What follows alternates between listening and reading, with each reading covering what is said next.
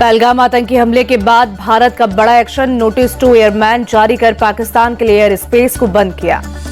भारत ने 23 मई तक के लिए नोटिस टू एयरमैन जारी किया। पाकिस्तान रजिस्टर्ड किसी विमान या मिलिट्री एयरक्राफ्ट को भारतीय एयर स्पेस में उड़ान की नहीं होगी इजाजत। भारत ने पाकिस्तान पर लिया बड़ा साइबर एक्शन, एक्ट्रेस हानिया आमिर सहित 8 पाकिस्तानी हस्तियों के अकाउंट किए बैन। पाकिस्तान से तनातनी के बीच अपनी परमाणु नीति को बदल सकता है Bharat. Cabinet committee on security की मीटिंग में नो फर्स्ट यूज की पॉलिसी को हटाने पर चर्चा। केंद्र सरकार ने राष्ट्रीय सुरक्षा सलाहकार बोर्ड का पुनर्गठन किया। पूर्व रॉ चीफ आलोक जोशी को बोर्ड का चेयरमैन बनाया। पहलगाम हमले के बाद भारत के सख्त रुख से पाकिस्तान बेचैन। डिप्टी पीएम इशाक डार ने 24 से 36 घंटे में पाकिस्तान पर भारतीय हमले की बात दोहराई। सिंधु जल संधि सस्पेंशन को इशाक डार ने फिर एक्ट ऑफ वॉर बताया। कहा, पानी रोकना या डाइवर्ट करना पाकिस्तान के लोगों और इकोनॉमी पर अटैक के बराबर। इशाक डार ने फिर न्यूक्लियर हमले की दी धमकी। कहा, पाकिस्तान युद्ध की पहल नहीं करेगा, लेकिन अगर हमला हुआ तो वो दोगुनी ताकत से जवाब देगा। जंग की धमकी के साथ ही इशाक डार ने भारत के साथ डील की बात भी की। कहा, पड़ोसी बदल नहीं सकते, उसके साथ डील करनी होगी। अमेरिकी विदेश मंत्री मार्को रूबियो ने भारतीय विदेश मंत्री एस जयशंकर और पाकिस्तान के पीएम शहबाज शरीफ से की बात। दोनों नेताओं को अपने बीच तनाव कम करने के लिए कहने को कहा। अमेरिकी विदेश विभाग के प्रवक्ता के मुताबिक मार्को रूबियो ने बातचीत के दौरान पहलगाम हमले में मारे गए लोगों के लिए गहरा दुख व्यक्त किया। आतंकवाद के खिलाफ लड़ाई में भारत के समर्थन की पुष्टि की। सऊदी अरब ने भारत और पाकिस्तान के बीच टेंशन पर जताई चिंता। बातचीत से विवाद हल करने की अपील की। पहलगाम अटैक में शामिल आतंकियों पर बड़ा खुलासा। हमले से एक हफ्ते पहले पहलगाम आए थे आतंकी। रेकी करने के बाद वेस्टर्न घाटी को अटैक के लिए चुना। एनआईए टीम ने वेस्टर्न घाटी में 3D मैपिंग से आतंकियों का रूट पता करने की कोशिश की। पहलगाम में अलग अलग जगहों से सीसीटीवी डेटा रिकवर किया। फाइटर जेट राफेल की हवाई पेट्रोलिंग। 4 राफेल ने भारतीय सीमा में रहकर की पेट्रोलिंग। एलओसी से समंदर तक एक्शन में भारतीय सेना नेवी की पाकिस्तान को सबसे बड़ी चेतावनी। कहा, कोई दुश्मन हमारी रेंज से दूर नहीं। इंटरनेशनल बॉर्डर पर पोस्ट छोड़कर भागे पाकिस्तानी सैनिक। पाक रेंजर्स ने पोस्ट से अपना झंडा भी हटाया। भारत के तैयारियों से थर्राया पाकिस्तान। भारत के बॉर्डर से F-16 फाइटर जेट हटाए। F-16 की जगह JF-17 फाइटर जेट तैनात किए। पाकिस्तान बॉर्डर पर एंटी ड्रोन सिस्टम डिप्लॉय करेगी पंजाब सरकार। पाकिस्तान की तरफ से आने वाले ड्रोन को ट्रैक कर नष्ट करेगा सिस्टम। पहलगाम हमले पर बोले राहुल गांधी, आतंकवादियों ने कोल्ड ब्लडेड तरीके से हत्या की। आतंकवादियों को सजा मिलनी ही चाहिए। राहुल गांधी ने कहा, पूरा विपक्ष सरकार के साथ खड़ा। एक्शन कब लेना है, पीएम मोदी को तय करना है। आतंकवादियों को कीमत चुकानी पड़ेगी। कानपुर में शुभम द्विवेदी के परिवार से मिले राहुल गांधी। पहलगाम आतंकी हमले में कोई गई थी शुभम की जान। शुभम द्विवेदी को मिले शहीद का दर्जा। राहुल गांधी से मिलकर बोली पत्नी। बिहार के राज्यपाल आरिफ मोहम्मद खान पहुंचे कानपुर। आतंकी हमले में मारे गए शुभम द्विवेदी के परिवार से की मुलाकात। परिवार से मिलकर हुए भावुक। राज्यपाल आरिफ मोहम्मद खान बोले, सरकार आतंकवाद के खिलाफ कड़ी कार्रवाई करेगी। आतंकियों का मकसद था देश में दरार पैदा करना। कांग्रेस चीफ मल्लिकार्जुन खड़गे की पीएम मोदी से अपील, भावनाएं समझकर देश की रक्षा के लिए सही कदम उठाए। पाकिस्तान से जारी तनाव के बीच पीएम मोदी का रूस दौरा रद्द। 9 मई को मॉस्को में होने वाली विक्ट्री डे परेड में नहीं शामिल होंगे। विक्ट्री डे परेड में पीएम मोदी की जगह रक्षा मंत्री राजनाथ सिंह होंगे शामिल। भारत ने रूस को दी जानकारी। पहलगाम आतंकी हमले में मारे गए लोगों के परिवार को फ्री शिक्षा देगी लखनऊ यूनिवर्सिटी। वाइस चांसलर बोले, यूनिवर्सिटी उठाएगी पढ़ाई का सारा खर्चा। पहलगाम आतंकी हमले के बाद पटरी पर लौट रही टूरिज्म। पहलगाम में पहुंच रहे हैं टूरिस्ट। कहा, हमें सरकार और सेना पर भरोसा है। पहलगाम आतंकी हमले का हिमाचल प्रदेश टूरिज्म पर भी बड़ा असर। पर्यटकों की संख्या में करीब 50% की आई कमी। पीएम मोदी का आज से 2 दिवसीय महाराष्ट्र, केरल और आंध्र प्रदेश दौरा। मुंबई में आज सुबह 10:30 बजे world audio visual entertainment summit यानी वेव्स का करेंगे उद्घाटन। पीएम मोदी मुंबई के बाद केरल का करेंगे दौरा। 2 मई की सुबह 10:30 बजे अंतर्राष्ट्रीय गहरा जल बहुउद्देशीय बंदरगाह राष्ट्र को समर्पित करेंगे। पीएम मोदी 2 मई को आंध्र प्रदेश के अमरावती भी जाएंगे। दोपहर 3:30 बजे 58,000 करोड़ की विकास परियोजना का शिलान्यास और उद्घाटन करेंगे। देश में आजादी के बाद पहली बार होगी जाति जनगणना। मोदी कैबिनेट में फैसले को मंजूरी। भारत में आखिरी बार 1931 में हुई थी जाति जनगणना। केंद्रीय मंत्री अश्विनी वैष्णव बोले, मूल जनगणना के साथ ही जाति जनगणना भी होगी। जनगणना के साथ ही जातियों की गिनती होगी। अश्विनी वैष्णव बोले, कांग्रेस ने जाति जनगणना का विरोध किया, सिर्फ अपने फायदे के लिए समाज में भ्रम फैलाने वाला सर्वे किया। जाति जनगणना के फैसले को अमित शाह ने बताया ऐतिहासिक। कहा, पिछड़ों को सशक्त करना मोदी सरकार का लक्ष्य है। अमित शाह ने कहा, कांग्रेस ने दशकों तक सत्ता में रहती हुई जातिगत जनगणना का विरोध किया। जब विपक्ष में आए तो इस पर राजनीति की है। बीजेपी के राष्ट्रीय अध्यक्ष जेपी नड्डा बोले, पिछड़ों के हक और सम्मान के लिए फैसला कांग्रेस ने लंबे समय तक सिर्फ वोट बैंक बनाया। राहुल गांधी ने जाति जनगणना के फैसले का समर्थन किया, कहा सरकार साफ करे जाति जनगणना कब और कैसे कराई जाएगी, तारीख तय हो। राहुल गांधी की केंद्र सरकार को सलाह, तेलंगाना सरकार की तरह तेज, पारदर्शी और समावेशी जाति सर्वे मॉडल अपनाएं, 50% से ज्यादा आरक्षण देने की मांग की। कांग्रेस अध्यक्ष मल्लिकार्जुन खड़गे बोले, जनगणना और जातिगत जनगणना का काम पूरी पारदर्शिता से हो। राहुल गांधी ने मूर्खता से इसके लिए आवाज उठाई।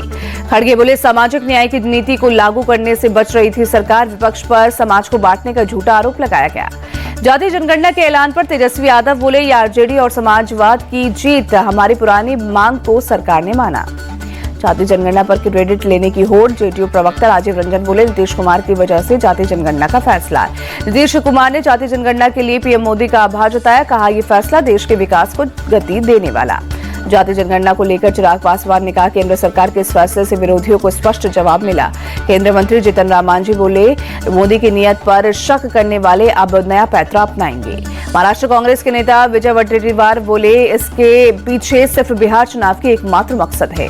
सपा चीफ अखिलेश यादव ने जाति जनगणना को पीटी और इंडिया अलायंस की जीत बताया, कहा सामूहिक दबाव की मजबूरी में सरकार का फैसला। कांग्रेस और आरजेडी पर बिहार के डिप्टी सीएम सम्राट चौधरी का अटैक, कहा जाति जनगणना के नाम पर राजनीति कर रहा था विपक्ष।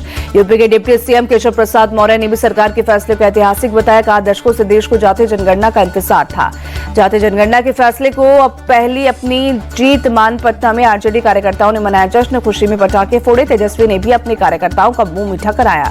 मोदी कैबिनेट की बैठक में असम के सिलचर से मेघालय के शिलोंग तक नए कॉरिडोर को मंजूरी, 4 लेन हाईवे के लिए 22,864 करोड़ रुपए मंजूर। गन्ना किसानों को भी मोदी सरकार की बड़ी राहत, कैबिनेट मीटिंग में गन्ने का न्यूनतम समर्थन मूल्य 355 रुपए प्रति क्विंटल तय हुआ। 20 मई से बिहार बदलाव यात्रा शुरू करेंगे जनसुराज चीफ प्रशांत किशोर, कहा बिहार की जनता बदलाव चाहती है। प्रशांत किशोर ने कहा, बिहार के लोगों ने पिछले 30 से 35 साल में सभी पार्टियों को देख लिया, किसी ने उनका विकास नहीं किया। केंद्रीय मंत्री चिराग पासवान को दिल्ली हाईकोर्ट से बड़ी राहत, लोकसभा सदस्य के रूप में निर्वाचन को चुनौती देने वाली याचिका खारिज।